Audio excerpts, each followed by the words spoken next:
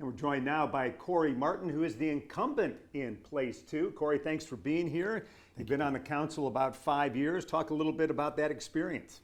Well, it's been great. The first year was kind of a fellow year for us because we got an extra year because we switched years on the voting from the presidential to the off year of the presidential.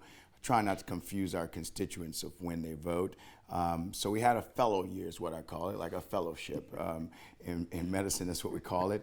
But that first year, and maybe even half that second year is like drinking through a water hose, you know, but lots of volume. But it's been one of the greatest experiences of my life. You're in an opportunity, in a position to have the resources to help people and to serve people. And there's no better experience than that. Tell us a little bit about yourself, family, professional background, that kind of thing. Yeah, so I am, by profession, I'm a nurse anesthetist. I am retired from that.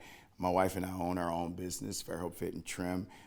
It's a weight loss longevity clinic here in Fairhope, Alabama, so small business owner. I graduated from Sanford University. I graduated from anesthesia from Midwestern University.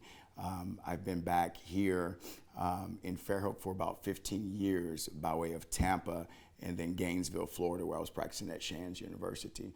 And now we have 3 kids. I've been married 26 years, and it's a beautiful life here in Fairhope. It's a beautiful place to live, and that's part of what we're talking about with everyone is how to keep it, you know, with its spirit and its character. And handle the growth, because so many people do want to come here. Yes. What's your blueprint for that, if it's simple enough to try to boil that down? Well, what we've done in these years of experience and paying attention to the details and the patterns of what we have, people are wanting to come here. It's a desired place. You know, growth is inevitable if you're surviving, unlike some of these other small towns. I know we want to complain because once we get here, you know, we want the door to shut.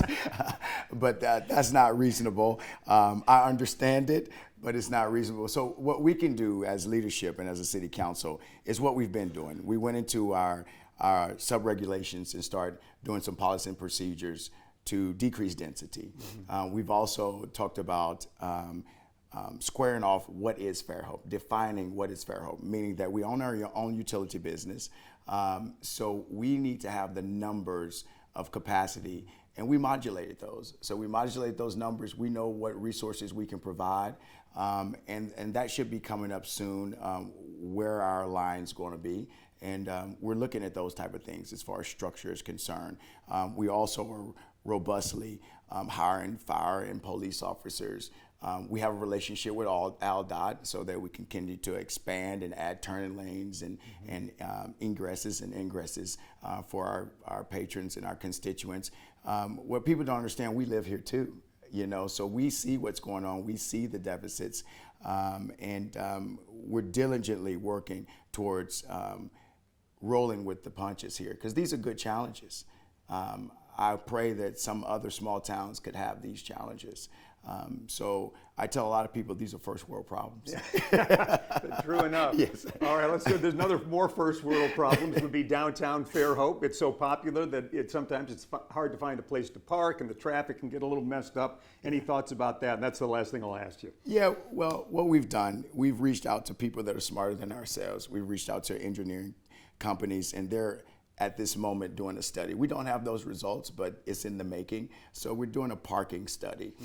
It'll tell us the feasibility of putting a structure up or going to pedestrian only, walking, or carts, or it should give us all of that information from their experience so that we can make an educated decision. All right, we're out of time, unfortunately. Right. Corey, thanks for being here. Yes, sir. Good luck. Yes, sir. We'll be back to talk about Place 3 right after this.